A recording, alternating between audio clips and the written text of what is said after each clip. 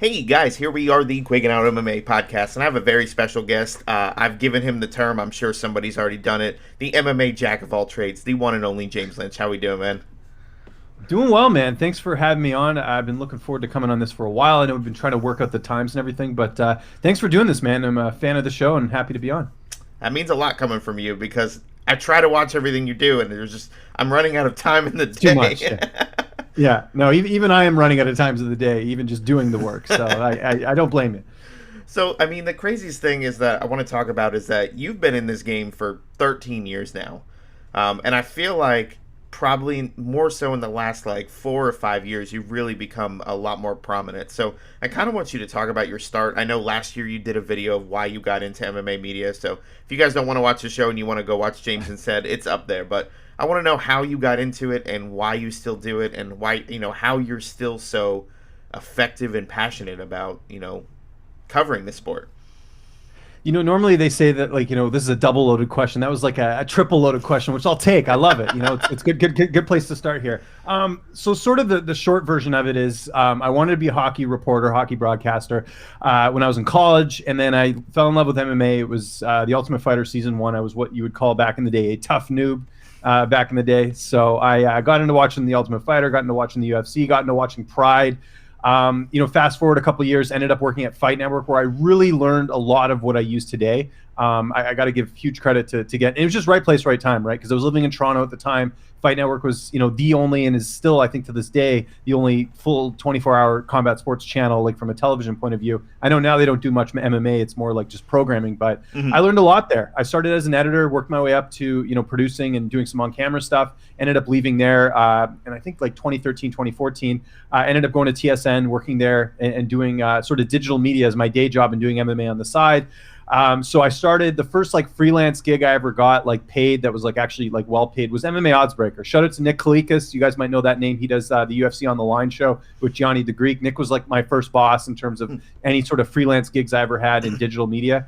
And Nick gave me my shot. I started there just doing video interviews. I always wanted to be on camera. Frank Trigg was there at the time, and he was doing on-camera stuff. So I thought, I could probably do this too. And I don't want to step on Frank's toes, so I'll let him do a lot of the UFC stuff. I'll focus more on prospects. Well, guess what? A lot of those prospects are in the UFC now, so it kind of worked out well. I always had the strategy, I'm never going to turn down an interview. I can gain, experience from every interview I do. So I did that, eventually got picked up by Flow Combat as well. I was working for those two sites for a couple of years. And then fast forward to October 2017, hey, I'm a dad. So, I can't do both. I can't have the day job. I can't have the day job and can't have MMA on the side. And I just couldn't imagine myself giving this up because I felt like I found something good. And the security was nice with my day job. I had benefits. I was paid well and all that. I was like, you know what? Let's do this thing. It's now or never. Let's see if this works. And I think initially, like when I was doing this on the side, the hope was to always get on full-time with an outlet. But I didn't really think of the fact that if I just worked for enough outlets, I could just make up a full-time salary. So that's essentially what I did. So I quit my day job, gave in my 2 weeks, went full force on the thing, and then just joined on with a bunch of outlets at the time, which was Fansided, Fightful. Who else? This is where we were joking off air. I'd probably forget about who else I worked for. Flow Combat, MMA Oddsbreaker. There's a whole bunch. MMA Mania. I actually didn't do video interviews for them, but I was doing video editing for them. So that sort of made up like a full-time salary. Fast forward to May 2019, the score comes out of nowhere. Says, hey, would you be interested in being our senior MMA news editor? We'll, pay for you to travel to events, all this stuff. I was actually, looking back, I was very hesitant to take that because of the fact that, I had like a good base of freelance outlets, and I'm like, I like my freedom, and to me it was like if I'm going to do full time, I want to go with sort of one of the bigger MMA outlets. But the score was like, hey, no, we'll pay for your travel. So I was like, all right, that sounds good to me. So ended up taking that job. Went to pretty much every UFC pay-per-view from UFC Chicago onwards. That was the Henry Cejudo and Marlon Moraes card. None of the international events, but I did all the UFC cards. Did UFC Boston. Did one of the Bellator cards as well, the Machida and Musasi card. Ooh, COVID hits, a lot of uncertainty. Out of nowhere, I get an email, and they tell me that, hey, we're getting rid of your position. No hard feelings. Ended up leaving, and then ended up getting work pretty much that day, and just kept going. Like I had interviews scheduled that day when I got let go, and I'm like, I'm still gonna do these. Are you kidding me? So I still did the interviews, and now, so that's where we're at. So basically, since July of 2020. I've been freelancing full time, just working for a number of different outlets. I host a couple of podcasts as well. So that's what makes up sort of my full time, salary and all that. And then what keeps me going? I just love talking to fighters. Like there's just, it's to me, whether you're an amateur fighter or, you're the UFC heavyweight champion, to me, I just love doing the interviews. I love talking to fighters. I love, interacting with people in the community. I haven't lost that love for it. And it is a lot of work. It's a lot of, time away from, my family sometimes, where I have to, tell my wife like, hey, I got to do this or whatever. So it's, I don't know. I really enjoy what I do. I like knowing that, I can have fun with the fighters. I get to meet different people, and I can do it all from home. It's very convenient for me as well. I don't have to go anywhere. I can just do it from here. So I think I answered your question. If I didn't, let me know. I can add some more stuff, but I think that pretty much summarized that's good enough, but I wanted to touch on that, when the score lets you go, because I remember that day and just being like, oh shit, like, really? Of all the people. And I remember, like, you put up the tweet, like, if anybody looking for somebody, and, like, the amount of people that responded and the fact that you had jobs pretty much, like, within a few days, if not the same day, of outlets to work with. Like, talk about how important the MMA community was for you in that moment, that you've given so much to them that they really gave right back. Well, I think it's a couple things, and thank you for that. Like, it was very cool to see all these people, dig in my work. And I think me going to the score definitely raised my profile a bit in terms of, the access I was able to get with fighters and, just being on a bigger platform. And I'm proud of what we did over there. Unfortunately, all that content's gone. They just decided to shut down the channel, which kind of sucks because I did a lot of interviews for them there. I did an interview with Dustin Poirier. I did an interview with Tony Ferguson, which will never see the light of day anymore, unfortunately. So I'm trying to get those interviews again just to make up for it. But which is also another thing, and that's probably a video I should do at some point, is back up your work. I did save one of the videos I did with the score where I got to play Street Fighter 2 with Gegard Mousasi, so that does exist. I want to put it back up on my channel if I can figure out a way to crop out all the score stuff on there, but thankfully that was the one I did save. But yeah, I think it's a couple things. Like, so yeah, I was very surprised to get this much work because I had no idea. Like, I even remember talking to my dad, who does, like, he's an electrician. I remember, like, talking to him and being like, look, if you have any labor jobs, like, I might need to take I'll some. do it. Yeah. I got a mortgage to pay. Like, I don't know if this thing's going to work out. And thankfully I didn't have to do that. But I think also it's reputation, like, I think one of the things I've proven, and it's not trying to come across conceited whatsoever, but, like, I've never had the backing of a big MMA site. Yes, I work for the score, but honestly, I can tell you that a lot of, like, the interviews I got were not through the score. Like, it wasn't like the score helped me get those interviews. I was doing it myself. I think reputation is so important in this industry, and just treating people with respect, and treat an amateur fighter the same way you treat a UFC champion. That's how I look at things. So I think my reputation was what got me all those jobs, because people saw the work I was doing, and I'm versatile, right? Like, I can obviously do the interviews. I can do a good job on camera, but I can edit my videos. I can do the social media promotion. I can, create my own graphics and do all that. So that makes me very valuable in that space. And there really isn't anyone out there that's doing this full time, strictly for video. There's a lot of full timers that are freelancing that are doing writing, but in terms of video, I'm kind of a rare breed in that sense. So I think that's also why there's sort of I'm a bit of a commodity in the industry, in the sense that I can sort of do it all. So if there's one thing you can kind of take away from this, it's, try and learn everything, because it makes you more valuable in the industry. And also just, have a good reputation, like, establish relationships with management and with fighters, and go about things the right way. And, try and, you don't have to, like, a lot of people are like, oh, you brown nose with the fighters or whatever. Like, I don't really feel like I do that. I think in general, I try and just be fair. And if they have a good performance, we'll talk about it. If they have a loss, we'll talk about it as well. I think the big thing is just, always learning, always, keeping check of how you're doing, and making sure you're doing the right things. Because ego is a big problem in this industry. I see a lot of people sort of, doing this for like a year, and they want to get like a full-time job. And I'm like, where do you get this idea that that's going to happen? Like, you just have to look at the landscape of the industry. It's very tough to do this full time. So, I think to kind of answer your question there, like, I think it's a lot of it's a combination of things of, I was very surprised to see people actually dug my content that much, but also my reputation and the fact that I'm versatile, I think also led to me getting those jobs as well. Well, yeah, absolutely. And I think people just don't understand, like, how hard you have to work in this industry to make it to that full-time position. I'd say there's probably a handful of people that actually get to do it full time who aren't employed. 20%, I'd say, maybe even less than that. Like, it's really that low. Like, I can name way more people that do this on the side than people that do this full time. Sorry to interrupt you, but no, you're. Damn it, James. But I love, I remember doing interviews, and when I first started doing them, I got into MMA in 2008, 2009. So right around the same time, going through watching Pride fights, going through watching the old WEC wreckages, like, all that stuff. I'm pretty sure the first set of fights I saw was Faber Brown 2 and Aldo Swanson. So not a couple of bad fights to start you off and be like, you know what, I think I like this. But And that was like peak WEC too. Like, do you remember? It wasn't. I don't think it was the Mike Brown card, but I remember the Jens Pulver and Uriah Faber card was oh like they did like this god, huge countdown show, and there was a huge like I think people forget how big that was and how much of a big deal that was back in the day. And I always thought, and I don't know why they never did this, but I also thought that why did they not make the WEC like their feeder league? Like instead of even doing contender series like they have now, they could have easily done the WEC as like the minor leagues. And let's say you have a veteran in the UFC who's gone a losing streak, you could put them in there as well and build them up, and then it's not like as big of a thing as well. I always thought that was sort of a miss by the UFC of not making that like a feeder league, because you saw a lot of the talent that went through the WEC are now, you know, UFC champions or they're fighters that are contenders. It was a very interesting era. So I'm glad you saw that era, because I think a lot of newer fans don't remember how good the WEC was. no, and I mean, go back and watch some of those old Ronnie Yaya fights, those old, you know, the Cub Swanson Dominic fights, Cruz, the Eddie yeah. Wineland fights, like him versus Ken Stone, like, oh gosh, like some massive stuff. And it just you forgot, you know, Miguel Angel Torres like had some of the best fights you'll ever see. And I think the problem with WEC is they started out having all those weight classes, then they branched down to the 3 that they had or the 2 that they had, and then they just kind of went away. So I think the feeder league idea would have been nice if they would have kept the original format of all the other weight classes. Because you had guys like Chael Sonnen fighting over there, you know, Paulo Filho. Yeah. With that weird fight, I mean, that's you Yeah. want to talk about weird fights? Go watch that Chael Sonnen and Paulo Filho fight where he's like talking to himself. It was pretty nuts. Well, I think that's a good segue of talking, because last night in the main event, I know you probably already covered this, but do you think that if there would have been a crowd, we would have been able to hear everything that was going on last night and we would have made as big of a deal about it? Or do you think they would have kind of tried to like get away from that audio? Because I think they don't have any background noise anymore. There isn't any more, you know, anything to distract you from the fact that these guys are having that conversation.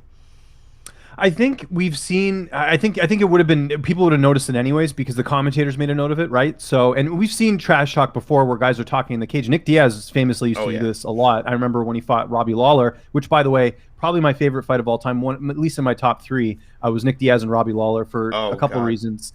With the fact that if you listen to the commentary, they're like, bam, they cannot believe that Nick Diaz is standing and trading with Lawler. And, you know, this was back when every single time there was a Miletich fighter on the card, the commentary team would just suck their dick basically like the entire time, where they're just like going on about like, you know, I had to think about that for a second. I'm like, do I want to make this R-rated on this show? I was like, whatever, it's fine. It's a podcast. But no, like, listen, Mike Goldberg, every single time, oh, Robbie Lawler training from the Miletich camp. Oh, he must be good. Like, that was the whole theme back in the day. That's like the new, whatever, you know, American Top Team now. But they kept like emphasizing that in the broadcast. And then out of nowhere, Nick Diaz knocks out Robbie Lawler, which looking back now, that was such a, yeah, and that was such a big win for Diaz at the time, and also it was I think that's one of the few times that Lawler's actually been finished. Tyron Woodley being one of the others, but but anyways, yeah, that was an example, because I remember Diaz was talking trash, and I think Mazzagatti was the ref, and he actually warned Nick Diaz not to talk anymore in the cage. So it reminded me of that. And it was just fantastic because that fight was entertaining for the wrong reason. Like the first round, I'm like, haha, okay, this is getting pretty good. This is getting good. And then it was like, I'm laughing watching a fight, and I never thought, like, I've seen it before where it's been like a one-sided fight and you're like, I can't believe this is happening. But the talking aspect, like, everybody's going to give Holland shit. Everybody's going to give him, oh, you talk. And someone read online and it said, if he wouldn't have been talking, you know, talking didn't, you know, prevent him from stopping those takedowns. And I was like, oh, it's the antics that come behind it. But sorry, I had to shift there because I was like, no. I know exactly what you meant. I think talking can work if you can do it. It's just so difficult to do that during a fight, and 2, it only works if you're winning. It reminds me of, I'm going to use an NFL analogy, Terrell Owens when he played for the Philadelphia Eagles. Remember they had that crazy run when he was playing with them, and you know, he's talking all the smack, and then they ended up losing, and it's like all that makes him look like a clown now. But if he won, it would have been that much bigger, right? So it's like same sort of thing. If Holland had done this and won, he would have been a superstar last night, but he did it against the wrong guy. And I called this, by the way, on my preview show. I said Brunson was going to win. I felt it was a classic case of recency bias, where people are looking at Holland going on this great run, and I saw people even on my pros picks being like, Holland's going to knock him out in the first round. I was like, have you seen Derek Brunson fight recently? Like, do you remember that he's gone to a different camp and he's kind of shored up some of those defensive issues that were plaguing him in the past? And By the way, have you also looked at who he's losing to, like Robert Whittaker and Israel Adesanya? Like Yeah. Kevin Holland had a great winning streak last year, and I don't want to take anything away from that. I think it was one of the great stories of 2020. But 0 wins over a ranked opponent. And I know people look at Jacare, but let's be honest here, Jacare not the same guy he is. He's in his 40s. That was way overblown, I thought, and that's why I felt like Brunson was going to win. And he did. He dominated him the same way he did with Shabazian. I mean, he didn't get the finish, but it was still a pretty complete performance from Brunson. So my thing with trash talking is only use it if you think you're going to win. I know Holland thought he was going to win, but when you're clearly losing partway through the fight, maybe it's time to be quiet and just continue on.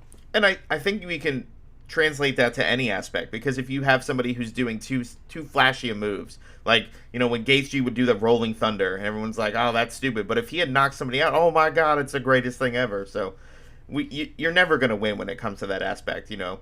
I know the Cheyenne Bays fight and Kanejo, like, a lot of people were mad about that. I was one of them, just because I didn't feel like that was how you win a fight.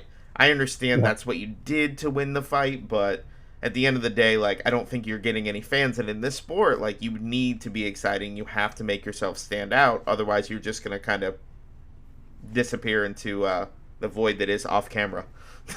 Yeah, that fight was interesting because, like, I always get annoyed by this. Like, obviously the UFC's pushing certain fighters. Cheyenne Bays probably not on the main card if she doesn't look the way she looks, or there's a lot of different things you could put into. I think they were very high on her, same way that they sort of pushed Macy Barber, right? So she gets the spot, and I feel like her opponent like took that as like such an insult, but that's not her fault. That's the UFC. So like she almost took it like Cheyenne was talking all this crap before the fight. I didn't see any of that, and it's like, come on, like I guess whatever you need to do to win the fight, it obviously worked for her. She got it done, but I felt like, why are you so angry? Like, you're making your debut. You should just be happy to be in there. And I thought that was bad. And then the whole thing at the end, whether she spit or not, I saw some camera angles showing she didn't. I saw some people saying she did. I just don't know what you're trying to accomplish with all that. And for Cheyenne Bays, I mean, look, she's 25. It's not like her career's over, like some people are suggesting.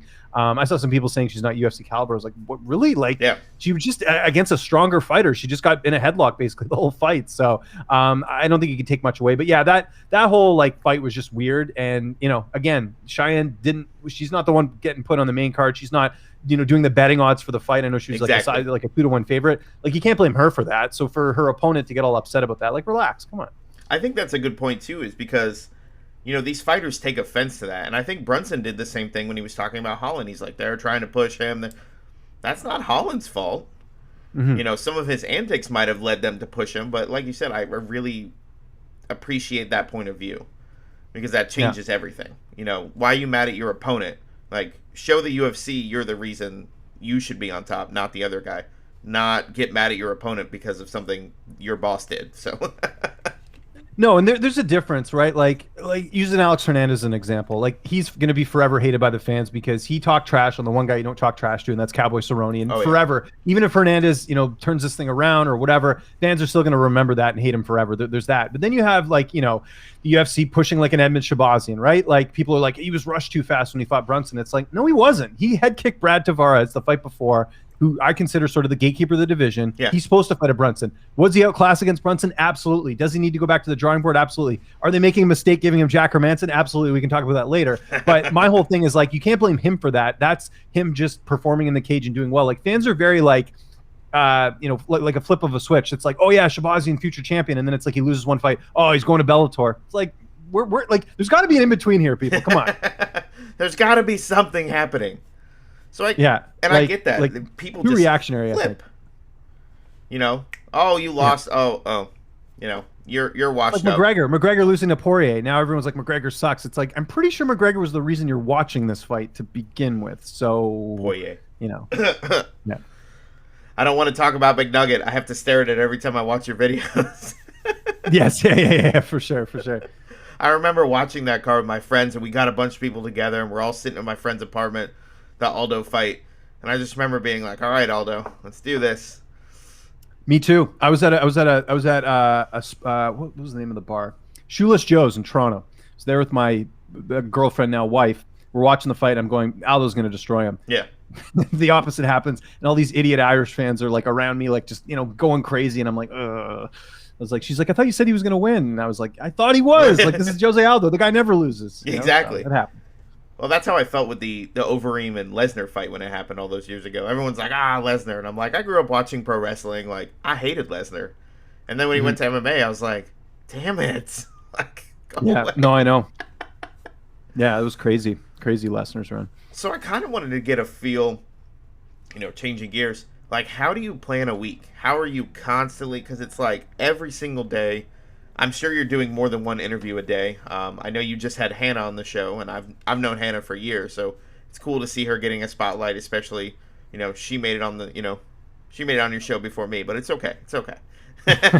No, I interviewed Hannah before Contender Series last year. I knew about her actually, unfortunately, through Alex Nicholson, because I interviewed him for PFL, and she was in the car during the interview. And then I just remember, I was like, oh yeah, he's with he's the mother of his child is someone who also fights. So I always made a note of that. And then I remember seeing her at Contender Series, and I was like, oh, I'll reach out. And yeah, so we did the interview recently, and so I sort of keep tabs on that. But yeah, to answer your question about how I plan a week. So this is a very unusual day for me tomorrow. I'll just mention this. This is totally out of character for me. I have 1, 2, 3, 4, 5, 6, 7, 8, 9 interviews tomorrow. And I got to do a podcast, and I got to do my own podcast tomorrow. Tomorrow's a crazy day.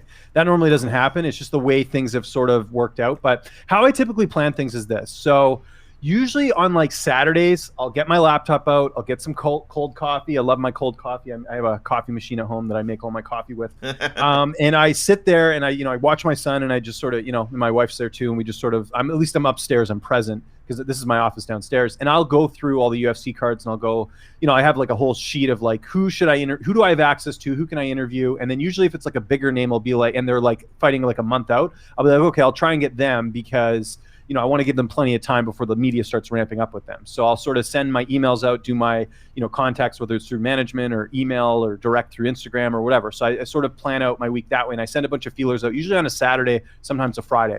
And then what I do is I plan my week out like that. And then I fill in the gaps, and I have a lot of availability. Usually I'm available from usually Monday to Thursday from usually 12 p.m. to 5 p.m. Eastern time, or 9 a.m. to 3 p.m. or 2 p.m. Pacific time. That's usually because I like giving myself a nice buffer towards in the afternoon. That way, I can go, because in the evening I got to pick up my kid from daycare. I got to do dinner. I got to do bath, all that stuff. So I got to make sure I give lots of time for that. So I usually plan my week out like that. And then on top of that, I have the content on my YouTube channel as well. So usually that's why I only basically do interviews Monday to Thursday. Friday is where I get everything ready for the next week for my YouTube channel. And that's where I'll do the pros picks, and I'll do all that stuff. And I'll basically do Friday's an editing day, basically, where I'll go through and get everything organized for the for the channel, because I like to have something up every day. YouTube has now become my side hustle, because my day job, all the interviews I do, they don't appear on my channel. They appear on the outlets I work for, because they pay me a certain amount a month for my interviews. So the YouTube channel is the pros picks. It's basically my podcast, and then any other extra footage I get from my interviews, I put it on there that I'm allowed to use. That's also a tip for you freelancers as well. I recommend, if you are going to do video interviews for an outlet, and make sure you give them the interview, but also negotiate, make sure if you want to get some extra content for future videos, you can use that as well. That's something I would recommend, because, you want to get, some piece out of the interview as much as you can, but you also want to be fair to the outlet as well by not, re-uploading your interview or whatever. Right. Yeah. So that's something I do as well. And now with the Patreon, usually all those pros picks videos I get done on Friday, those will go up on the Patreon right away so people can see it. And then usually on the channel, I space them out every day. Usually every day I have one video up, whether it's a podcast or pros picks or clips or something different. So that's sort of how I plan it out. It's very busy. It is. I mean, there's certainly nights where, especially earlier in the week, Monday, for example, tomorrow, I'm going to be up probably after my son goes to bed and finish editing all those interviews or getting them ready. So yeah, it's a lot of extra hours, but I like the schedule I have, where it's Fridays are a bit more relaxed. I take Saturday and Sunday off usually. I definitely make a priority to spend time with my family and friends and stuff, because if I don't, I just go crazy. It's so easy to get addicted to this industry, because it's a 24/7 industry. Anything can happen. I remember, what was it the other night? There was the whole thing with, for example, even yesterday, there was the whole thing with Volkanovski being off, 260. So immediately my head would be okay, I want to get a video out reacting to that. I didn't even have time to do that. I was so busy yesterday, so I didn't even do that. Oftentimes if news breaks and I'm around, I'll do a video, because those usually do well on my channel, where it's reacting to news or reacting to a fight matchup. So yeah, it's just I try not, but if something breaks on my off time, I usually don't do something on it. I'll just try and do what I was doing, whether it's watching hockey or just staying at home and just trying to have a regular life outside of this. And I try and really keep off my phone if I can at night, just to give myself some sanity. So that's sort of what a typical week looks like for me as a freelancer. And that's crazy that you're able to block that amount of time and still devote that much time to your family, because you see that a lot.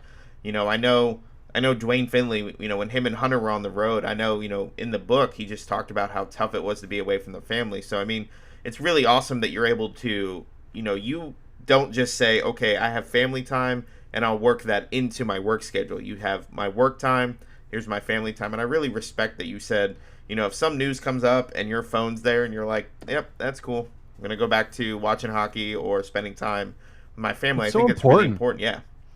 It just drives you nuts. And Dwayne, actually, good example. Dwayne's it was like a mentor of mine because he was the one who hired me at Flow Combat. I have a lot of respect for him and Hunter. They, helped my career out tremendously.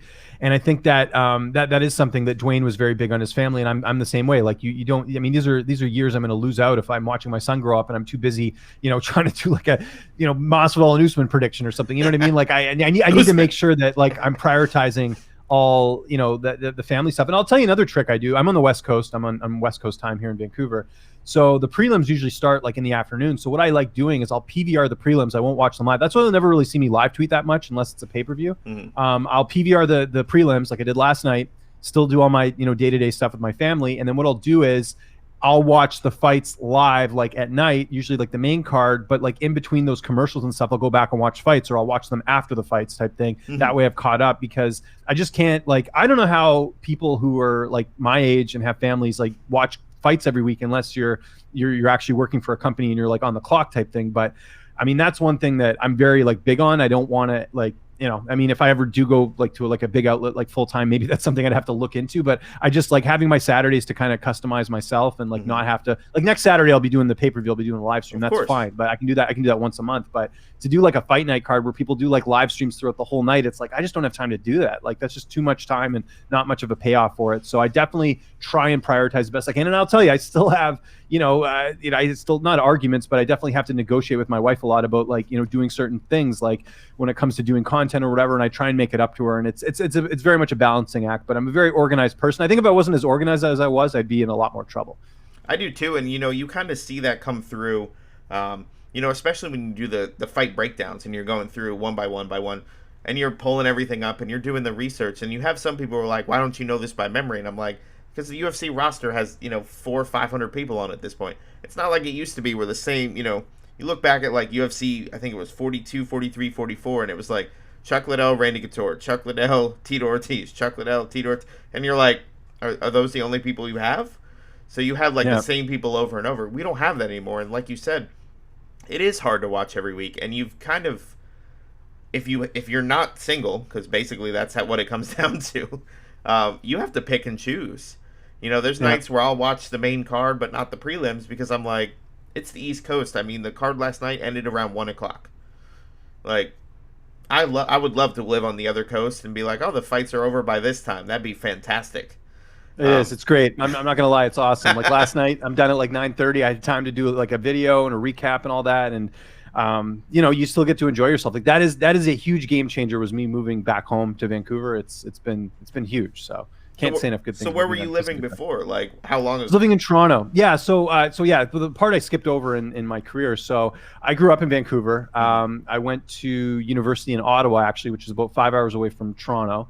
And went out there, and the plan was always just do my schooling out there and then move back. Well, I ended up getting an internship in Toronto with the television network, and then ended up going to Fight Network, and then I just ended up staying because all the big TV jobs, I wanted to be like on camera television, all the big TV jobs were in Toronto, so I figured I'd stick around, and then ended up just sticking around for like 10 years, and then met my wife, and then I was like, okay, once we started a family, I was like, I can't live downtown Toronto anymore. We were living in a condo. Like you can see some of my old interviews on my channel where I was in like we had a den in our condo where I was doing all my interviews. The lighting was terrible. At one point I was actually doing them in my bedroom because my son was his like nursery was in my old office. So you'll see the lighting's terrible. Like that's one thing I'm thinking of doing. And I've been talking about this for a while, is I want to go back and watch some of my old interviews and react to them and kind of like make fun of myself, like with, things that I was doing wrong or whatever. Like it's funny. He fought last night, actually, Trevin Giles. So I interviewed Brendan Allen like years ago. This was maybe our first interview, one of the first interviews we did. And he's fighting Trevin Giles in LFA. Yeah. And for some reason, I didn't cue in that his name was Trevin, not Trevor. So the whole interview, I say Trevor Giles the entire time, and I look like a complete asshat. And that's an example of an interview I would go back and watch and make fun of myself for. So that's something I'm thinking of doing on the channel, especially with bigger names, because like I have tons of interviews with fighters that like from back in the day, like Kevin Holland. First interview I did with him was back in like 2017. I've got it on my channel. Curtis Blades, I remember interviewing him in RFA. Macy Barber, her like third or fourth pro fight. Sean O'Malley, Mackenzie Dern, like all these fighters that just ended up being like, bigger. I have old interviews with. So yeah, kind of getting to that point though. It's you got to just, you got to kind of balance everything the best you can, but it can be very tough because, and especially with Twitter, like, as you know, the more active you are on Twitter, the more followers you get. Like I've sort of like, it's been a very slow increase. I think at one point, once I hit like 12,000 followers, it's been like I've maybe gained like 2,000 followers over the last couple of years, but that's because I don't post much on there because it's just a waste of time. Like I'll post my content and then I'll walk away. Maybe I'll post the odd thing here and there, but it's mainly just because you just end up getting on there and arguing with people and you'll never win the argument. It's just like you got to leave it alone. So there's another tip. Yeah, I had somebody a few weeks ago, I said something and they were just like, "You fat piece of shit, you couldn't wrestle anything." And I'm like, "No, I can't. Never said I could, but thanks for playing here." Like, people on there, I think you're right, because, Twitter was an easy way to expand out at one point to people you would never be in contact with. When I was first starting, that was where I was getting interviews, reaching out to a fighter, and I think people don't realize how accessible fighters are. At least they used to be. You didn't have to go through a management company all the time. You reach out, you say, "Hey, can we talk?" And they go, "Okay, you need to talk to my manager." All right, cool. Like, no big deal. But then you had other times where they're like, "Yeah, sure." They're like surprised that you want to talk to them. So I would say, what was the hardest you've ever had to work for an interview without saying? Man. I'll tell you the story. I don't mind saying this at all. Heather Hardy, one time I emailed with her 17 times to get an interview with her. I'm not even kidding, because that's like and it's not her fault. It's just like, I guess it is her fault. I mean, I was talking to her directly, but it was just one of those things where we kept organizing stuff. It wouldn't pan out. Like I kept trying because it was like, I got to get this interview. I think it's interesting. She's a boxing fighter coming over to MMA. But yeah, that took a while. But I've had a lot where it's just like it's so tough to land something, book something. And you're right, it was easier back in the day, because you know what Twitter did, which really screwed a lot of us over, was they took away, you could just DM anyone. Remember that? Yeah. You could just DM anyone with an account. So you could go to like a UFC champion, send a DM, they probably see it. Now it's like a lot of them you can't DM unless they follow you, right? So then you have to be like, "Can you follow me?" Like you have to. Yeah, to do that. Well, no, you don't. So I see a lot of people doing that, and I think they do it just to get the clout of getting the fighter to follow them. You can actually do what I do, which is just have your DMs open, and that way it'll go to the message request, but you can still see it in there. But that's what I do with Instagram, because you can message anyone on Instagram. It does go to their request folder, but I've had a lot of success with Instagram. I think Instagram's the new Twitter. A lot of people use Instagram now as opposed to Twitter, because people are lazy and they just want to post a photo as opposed to writing something out. But that's how I go about it. And yeah, I've had a lot of I could tell you so many stories about like lengthy negotiations to just get an interview booked, or a fighter flaking, or I have tons of stories about fighters flaking out. Like I've had one that flaked on me like 3 times, and it's like, okay, well, we're not going to do this again. And I've been, and that's another tip too. Like I know some people, when an interview flakes, you get pissed off. That's the instinct, is to tell them to F off. I never do that. I had a fighter who was a regional fighter who definitely could have used an interview, flaked on me 3 times. I just said to the management, I said, "You know what?" I said, I appreciate that we're trying to work this through. I said, this is kind of like not worth my time at this point. I was very polite about it, but I said, look, I don't know what to do at this point. I just don't think it's worth it to try and make this happen. I'm sorry, but I could be interviewing other fighters if I had someone a bit more organized. That's it. But you don't have to, I've had other people where they'll get mad. It's like, it's never going to win anyone over. No one's going to, if you get mad at someone, no one's ever going to come around and say like, "Okay, yeah, we're going to do all this for you." Like, no, it'd be better if you're professional about it. That's sort of my thinking on it. Yeah, and I've had those situations, and I'll start with the Instagram, because I got to interview Enson Inoue, and I was like, all I did was message him and say, "Hey, I want to talk about this," and he's like, "All right, let's do it," and I just went, "Holy shit, it worked!" Even after all these years, you're like, okay, and then you're talking, and then I feel like so many fighters appreciate. There's some people who say don't watch other interviews, but at the same time, I think sometimes it's good to look at some of the interviews they've done, because a lot of people ask the same questions. They'll ask them over and over. And I'll never forget, I was at the UFC in Tampa, and John Dodson was being interviewed. And I'm sitting there, and back then, I noticed there was a pecking order. It was like, all right, MMA junkie, MMA fighting, Anyone else? No? Okay, cool. Like, there wasn't even like a pause unless you jumped in and said, hey, no, I have a question. Yeah. And I think there was like a Polish outlet. There was somebody different there. And I remember they all three asked John the same exact question. Same exact question. And I waited till all the cameras went away and I grabbed him and I said, hey, can I borrow you for a sec? I said, can I ask you something? He goes, yeah. I go, what's it like to get asked the same question 3 times in a row? He goes, it's really fucking annoying. He goes, because then I got to remember what I said to the last guy. And I remember turning on the camera, and he just out of nowhere was just like, give me the McGregor fight. He's like, I'll beat him up and steal his Lucky Charms. And it was like a 20-second video that I don't think has ever seen the light of day. So that's all it takes. Yeah. It's building that rapport. Like, people don't understand, like, this isn't just reach out your best friends immediately.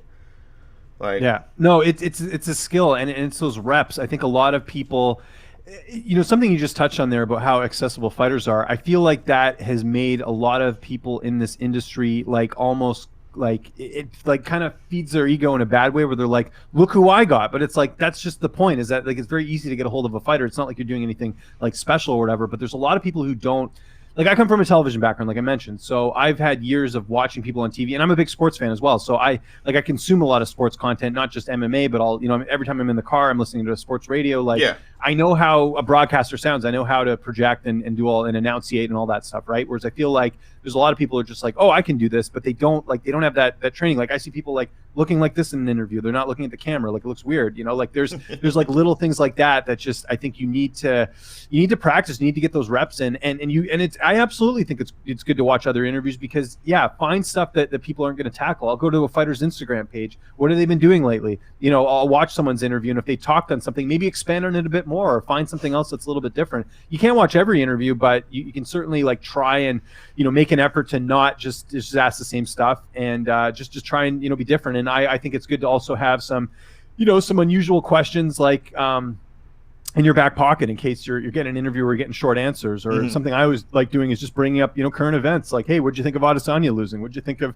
the Sterling DQ? Was that the right call? Try and take different angles with the fighter, even if it's a boring interview, because you're always looking for that quote, and sometimes you don't get it. So that's where you have to be a little bit more creative in trying to pull something out of the fighter when it comes to doing an interview and stuff. And I think that's a key thing. But the biggest thing is the reps. I mean, I don't know how many interviews I've done, and I still need to work on things. Like, you have to put the time in, and if you don't, it's very apparent of who is doing it right and who isn't. Yeah, absolutely. And I think one of the funnier things from the Ensign conversation is I had watched an interview he did, and they were like, what's your favorite ice cream? And so I'm trying to think of a good question to ask you. And I was like, I'm not going to ask you what your favorite ice cream, because I know it's Rocky Road. And he just looked at me like, oh shit. Like, I feel like fighters appreciate when you're not asking them the same thing. And you've done a little bit of research, but I had it, I'm not going to say who, but I had it backfire one time. Like, I was looking at someone's Instagram, looking at someone's Twitter, somebody I'd been talking to for years, trying to set it up, and I never gave up on it. And I'm asking these questions, and we brought up, GoldenEye 007. And he had tweeted about it like a few days prior, and I started asking him about that, and he was like, yeah, it's fun.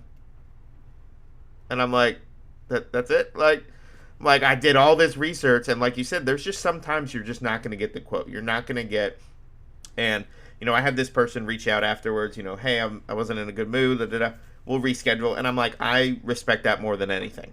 Because of course, yeah. We as journalists, like, we can feel that you either don't want to talk to us or you're being forced to talk to us.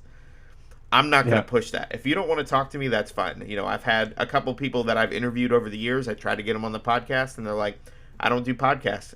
And like you said, I'm not like, hey, F you, like, this sucks. If you don't do podcasts, like, we have to respect that. And I feel like, the fighters just aren't dancing monkeys for the interviews. And you have too many people who ask them, they get too caught up in asking them, the same things over and over and over. And they're not really probing to try and find out who this fighter is as a person. And I think for me, that's why I still do this.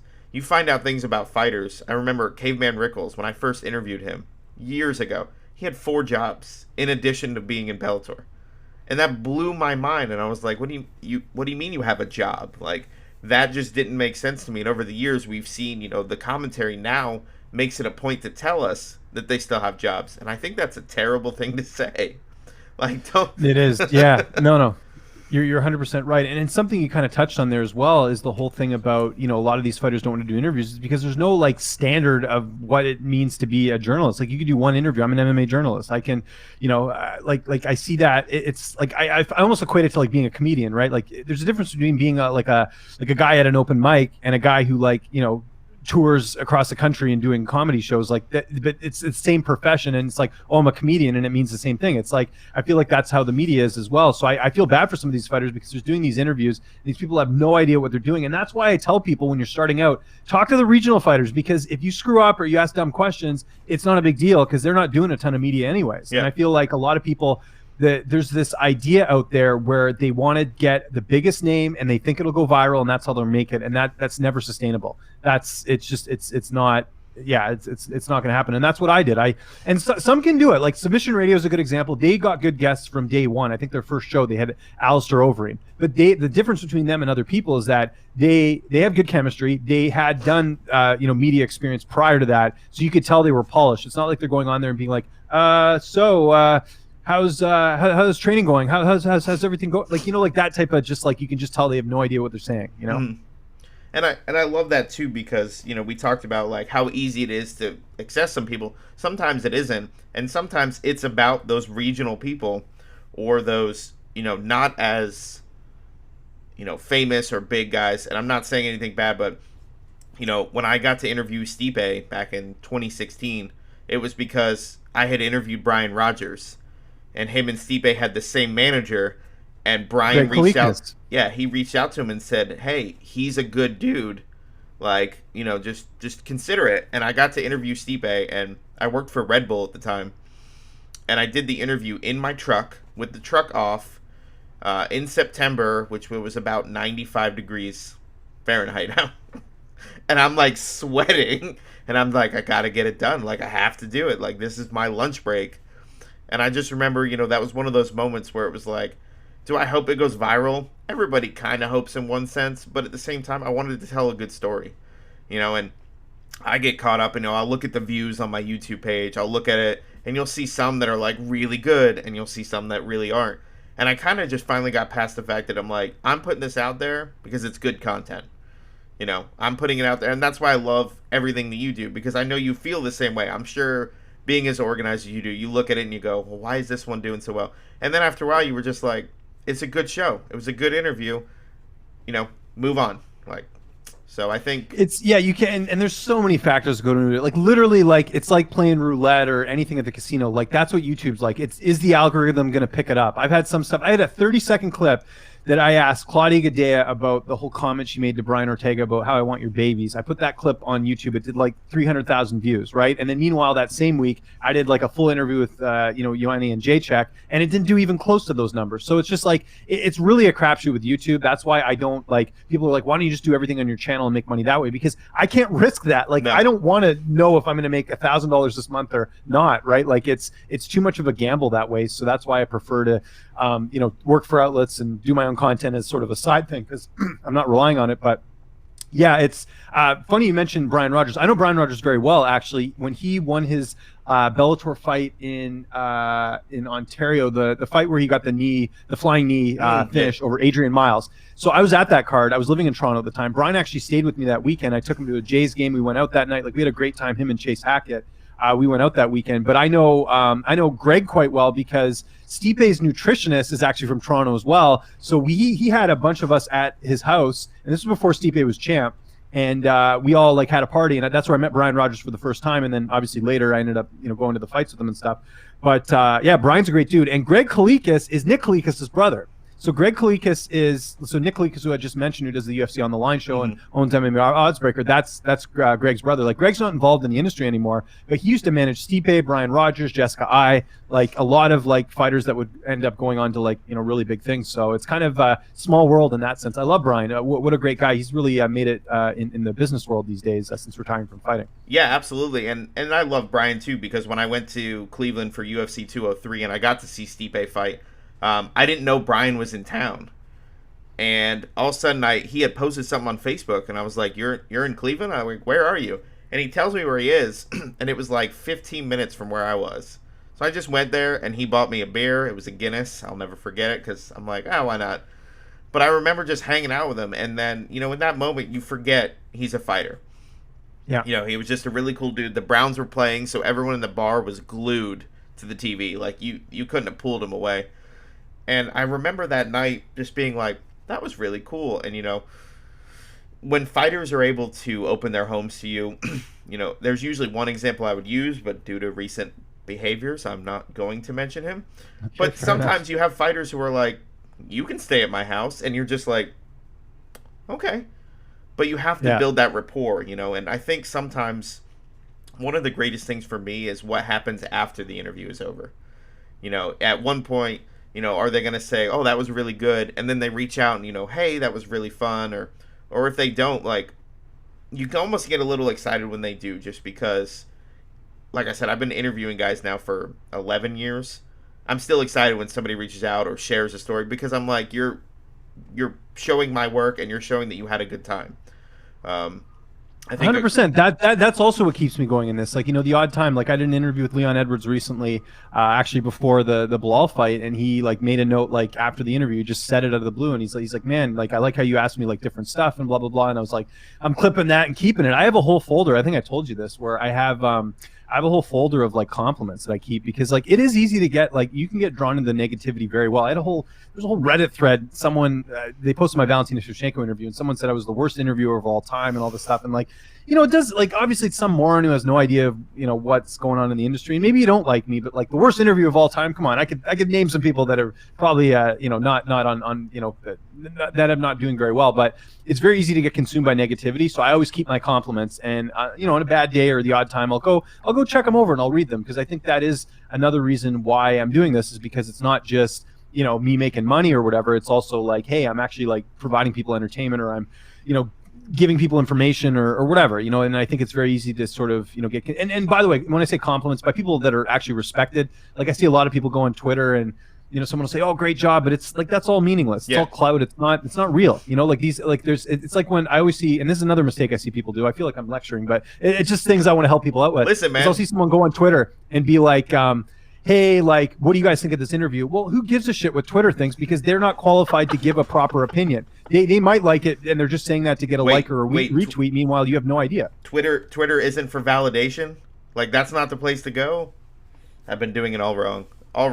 Oh man, and there's people that just live on that platform, man. And I see it all the time. And they're just 24/7 just tweeting. It's like, hey, put your phone down, man. Go do something. Go outside, get some fresh air. Yeah. Like, there's more to life than social media. All that's just, it's all fake. Because if it was real, then if I'm getting 25 retweets on an interview or something, or I'm getting a bunch of likes, like, shouldn't that interview be blowing up? Shouldn't I be getting, like, it never equates that way. It's always like, I did that clip with Eddie Alvarez, right, from the interview I did last week, and McGregor tweeted back at it, which was like super surprising or whatever.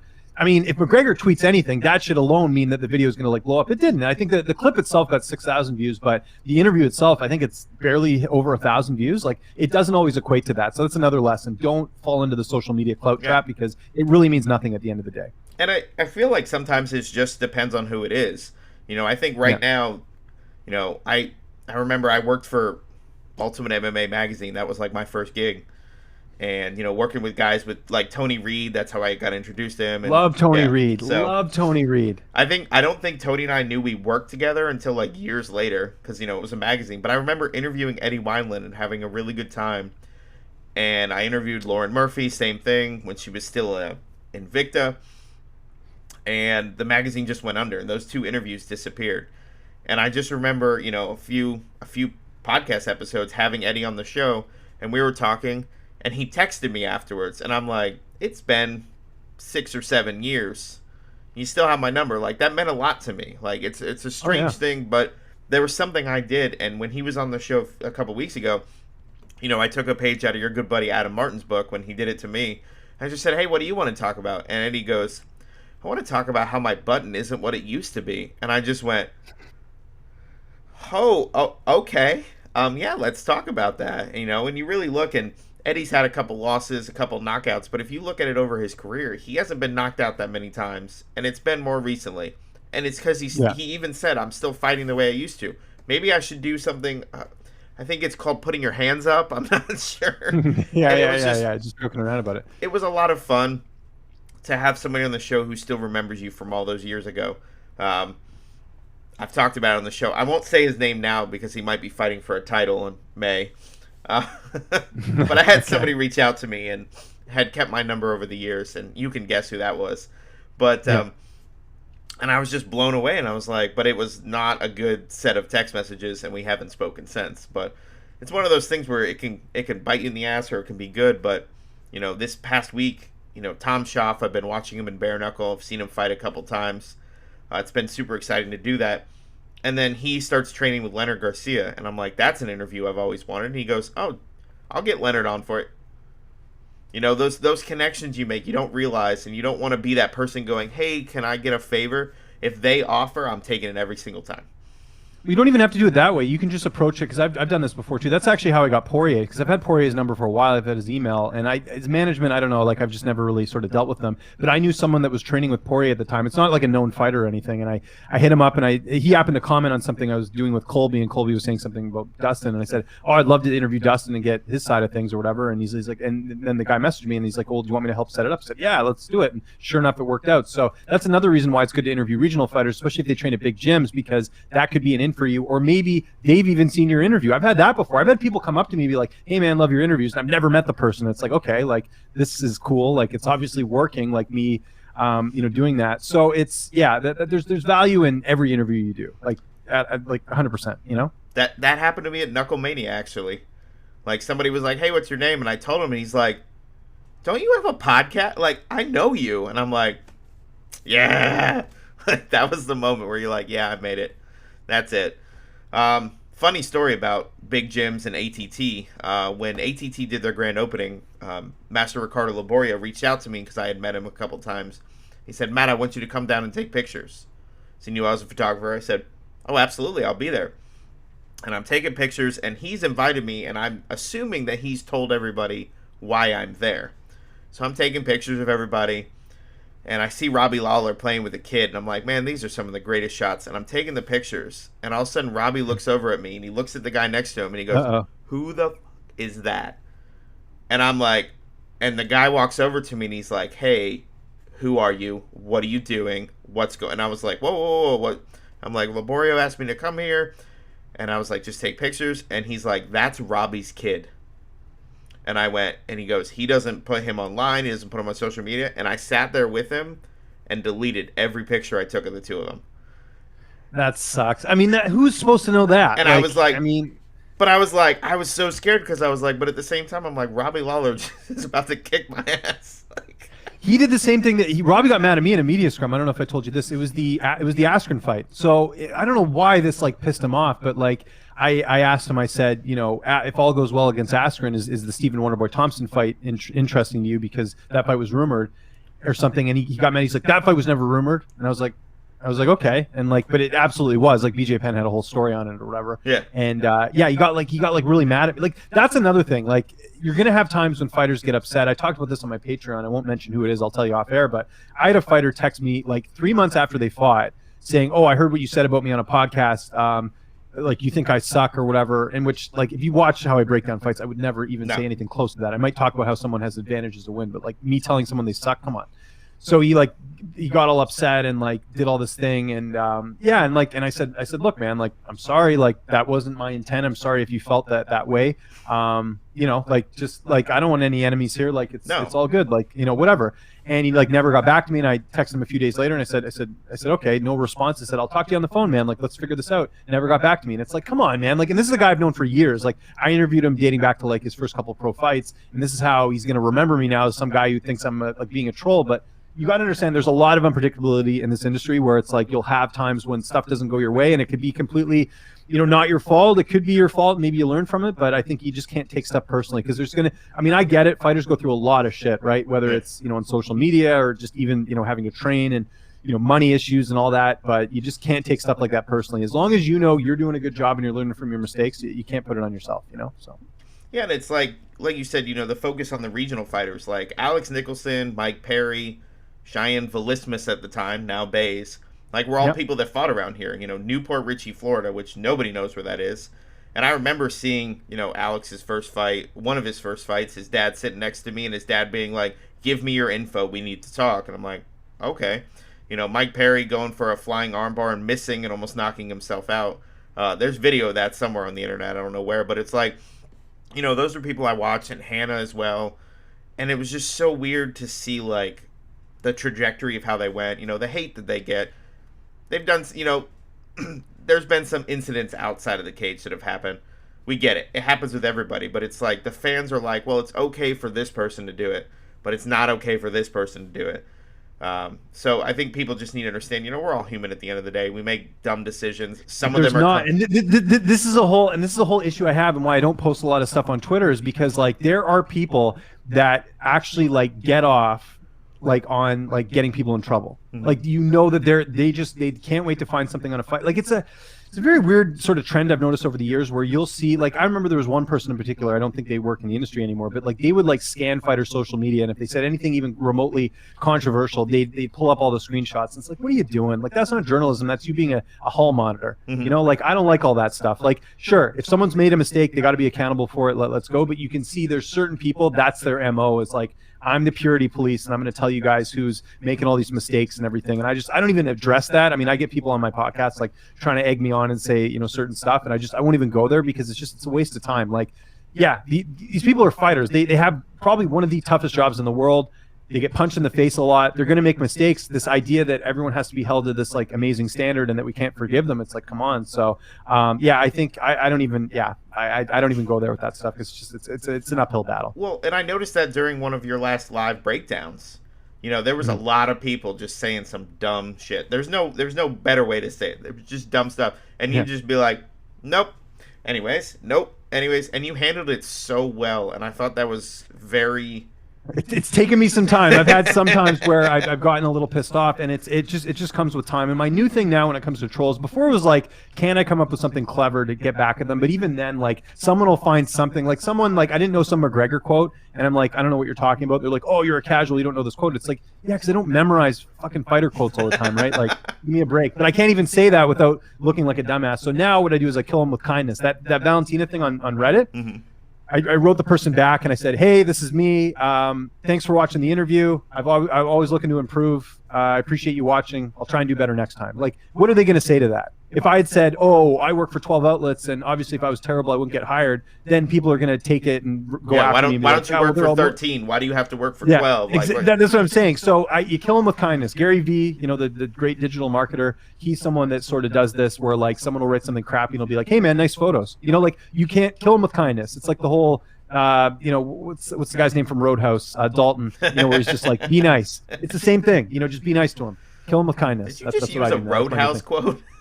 One of my favorite movies. I love Roadhouse. Oh man, I had not seen it until a few years ago, and I'm almost embarrassed. If it's on TV, I'm stopping everything I'm doing and watching the rest of it. As terrible as some of the acting is, I love that movie. It's awesome. Listen, it was clutch. It's just like any Arnold Schwarzenegger movie. The acting's terrible. The thing's bad. If you really want to have some fun, just go watch Hercules in New York. There's a dubbed version because that was Arnold's first movie, and you can barely understand him. Yeah. And in the dubbed version, they got somebody who sounds nothing like him. So he's like, I am Hercules. And I'm like, so ridiculous. There's some bad, you know what actually has some bad dubbing as well as Bloodsport. If you ever watch that movie, they're like the first scene where, he's, Van Damme's like evading the officer, goes in the shower and then he leaves. And then the lieutenant comes in. He's like, what do you mean Dukes isn't here? And it like doesn't match up with his face or anything. It's like, I guess they didn't have like good audio back then. That is my favorite movie of all time. I've got the Bloodsport like poster here. I'll even show you right here. I've got the Van Damme little like poster board thing right here. Oh my God. Love that movie. It's so awesome. I know that movie like, in and out. And the reason I love it is because the action, that was like the first like martial arts movie that like really got me into sort of martial arts in general, as I'm trying to keep this thing back on my wall. But not only that, but there's some terrible acting in it. Like, remember the whole part with Janice where she's like, come on, Frank, can't you get me in the Kumite? And Frank's like, Kumite is for the fighters, not for the people who read newspapers. And it's like, you can't write that stuff. Or like Jackson when he's in the hotel and the guy's like Forrest Whitaker's like, hey man, stay out of this here. And then whatever Jackson's like, I ain't your pal, dick face. Like, who writes that stuff? It's amazing. Somebody wrote that and they were like, all right, edit this out. And then they handed him the script with it still in there and was like, just read it. Just read it. But that was back in like the early 90s, like late 80s, where like if you said stuff like that, like dick face, that was like cool. And now you look back and it's like, that doesn't hold up, you know? Oh, I mean, you could be like Ice-T and say some, eat a bowl of dicks. So it's right, and it's still like, it still doesn't hold up very well. So, well, yeah. I won't keep you too much longer. What I was gonna say is, you talked about the hardest person. I don't ever want to say what was your favorite interview, because I feel like that's a question you've probably been asked hundreds of times. But has there ever been an interview that you wanted to, like, that got away, or like your dream interview, I guess? And I don't mean that in a sense of like, who's the champion or this or that, but like, is there somebody you really wanted to talk to, which just hasn't, come to fruition? There's a couple, actually. I'd love to talk to Joe Rogan, just to pick his brain and, just sit down with him and kind of go through all of it, because he's really a jack of all trades in terms of what he's been able to do with his podcast and being a commentator and being on Fear Factor and being a comedian. Like, to live a life like that is pretty incredible. I'd love to talk to him. George St. Pierre, I've talked to him at like a presser, but I've never actually done like a one-on-one. I was very curious to talk to him. And I think just for the challenge of it, I'd love to interview Nick Diaz, just to like try and navigate through his weirdness and try and just get something out of him. Like, I had to interview Felony Bennett one time, and that was by far the hardest interview I've ever had to do, because like partway through the interview, he's talking about like beating up women and all this stuff, and I'm trying to like steer it to like this fight. I have it on my channel. You can watch it. It's insane.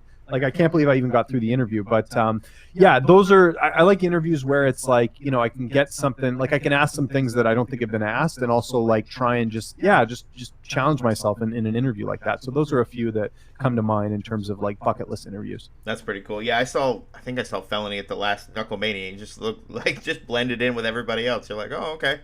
No big deal. Yeah. The guy's been fighting for 20 years.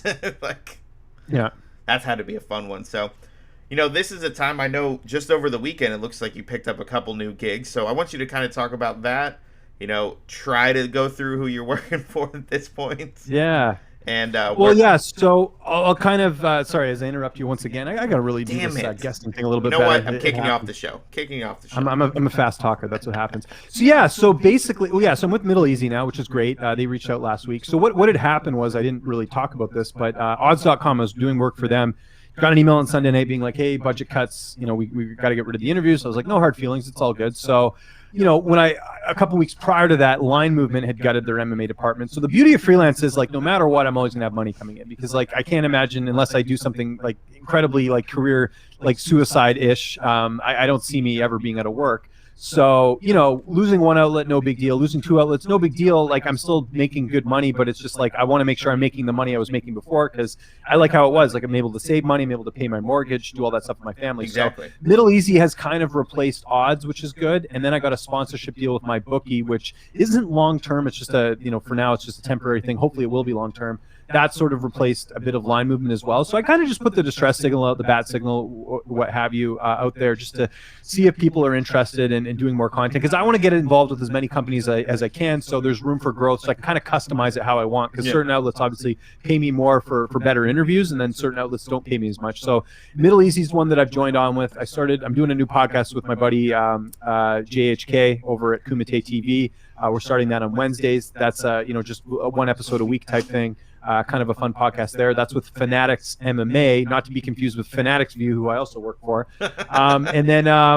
And then what's the other one? Overtime Heroics. Like, what? They're like, hey, we'd love to have you on. Like, obviously we can't pay you a lot. I was like, you know what?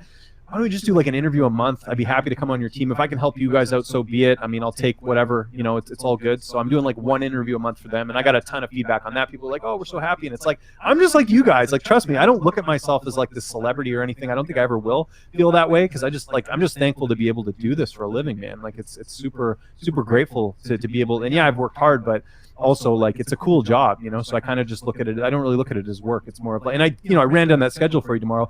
Yeah, it's a lot of work, but I love it. So it's like, it's not like I'd rather do that than do like even 2 hours of an office job. It's just, you can't compare it. So those are the two. And then I got a bunch of other meetings next week as well. So business is booming, things are going well, but I'll give you a quick rundown of who I work for right now, just because I have it here in a grid here. So Fanatics View, I do work for them. I do All Access MMA, Middle Easy, MMA News, Low Kick MMA, Odds Checker US, which is a betting site, Pub Sports Radio, My MMA News, MMA Sucka. I do a podcast with Chris Cyborg. I do a podcast with Jim West, Aspen Lads head coach, Cage Side Press, The Scrap.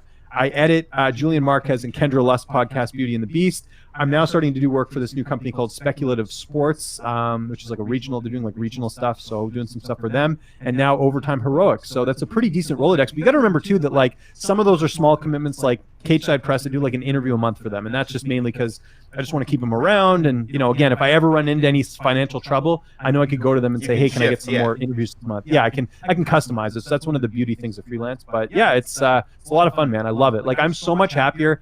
And that's one thing you talked about off the top was the score. Like I'm so much happier doing this because of the freedom I have and the ability to make my own schedule and the ability to do things. And not to say that I was super restrictive at the score, but I felt like a lot of times I was catering to like a casual audience, which I didn't like. I mean, I don't want to be the guy who's like MMA for dummies. I'd rather talk to like an amateur fighter. Like I got to talk to Aspen Ladd's brother, who's making his amateur debut this Friday on that same card that Rose Namajunas' brother is going to be fighting on as well. And like that's cool to me. Like this kid's 18 years old. He's like way bigger than I am. He's like 6'4", like 205 pounds, and he's gonna be making his debut. And the kid just like has no idea about like adult life at all. He's just like a fighter right now, and it's like that's cool to me. Those are the interviews I like, and it gets me really excited. So. All right. So for anybody who's not watching on YouTube, tell everybody where they can find you if they don't. I mean, I don't know how they wouldn't know already, because if you're in the MMA world, like you said, you don't like to think of yourself as a celebrity, but honestly, like you're doing something and you're, oh God, I almost said trailblazing. I almost said it. Don't worry. I'm just a guy that's figured some things out, and I'm happy to help other people with it. So yeah, the easiest way to find my work is on social media, on Twitter and on Instagram. It's at Lynch on Sports. That's LYNCH on Sports, all one word. That's where I post everything. So it's just easier to find it there. I also have a YouTube channel, youtube.com/Lynch on Sports, where all my UFC interviews, they're on a playlist there. You won't get the notifications, but you'll see them in there. If I do an interview, I put it on there. So it's just easy landing spot to find all my content. I do a podcast every Monday. I do a Q&A every Thursday. On there as well. I do the pros picks, which I think a lot of people know me for because those are pretty popular. And then I have a Patreon as well. And again, that's just for if people want extra content, they can get it, right? And it's so for me, it's just patreon.com/Lynch on Sports. For less than a cup of coffee, you get access to exclusive video content. So like I did a recap of the UFC card last night. You won't get that on my channel. You'll get it on there. I did some, reaction videos to all the recent fight bookings like Masvidal and Usman and, Sandhagen and TJ Dillashaw and things like that. You can find that on there, and you get early access to the Pros Picks. So all the Pros Picks videos that will be up on my channel this week are already up on my Patreon, so you can check that out there as well. Also got a merchandise store. All that's in the links in my videos. You'll find all that. You can get cool shirts like this one, the Lynch on Sports Dragon Ball Z shirt. And that's what it, man. Honestly, thank you for doing this. Thank you for having me on. Like it's been so cool to watch, your work over the years and just to see the work you're doing. I think you're doing an awesome job, and it's just fun to get to do a podcast where I'm not necessarily just talking about fights. So thank you for the time, man. It's cool to just, dig into this and have a conversation like we would be if we were at a bar, man. It was great. So Absolutely. I really appreciate it. I have one last question. Anything. Let's go. Favorite Dragon Ball Z character? I'm actually not a Dragon Ball Z fan. I just had someone make this for me, but I'll tell you what. I know. Whole part out. I know. Now, this probably would have prevented me from even coming on if I would have known that. So I have not watched Dragon Ball Z. I was more a video game guy growing up. Okay, I know that's kind of not the same thing. Favorite Street Fighter character? I'll tell you my go-to is Bison. Bison's my guy. Easiest controls to do the special move. He's my guy. As far as like actual like character, I think everyone's got to like Ryu, right? Ryu, however you say it. Exactly. I love Street Fighter 2. That's like my favorite video game of all time. That nostalgic overload. I used to sit there for hours as a kid, not having quarters, and just sitting there watching the demo screen. And now I play it all the time because I got a Street Fighter arcade in my office. So there you go. All right, and Raul Julia as Bison, I still love. I know that was unfortunately one of his last performances, but how about Van Damme as Guile? Come on, you could have picked someone better than that. Like pick someone with an American accent. Come on. No, dude, everything about that was just like, let's figure it out. By the way, Matt, did you know that they made a Street Fighter the movie video game? Did you know this? I did not.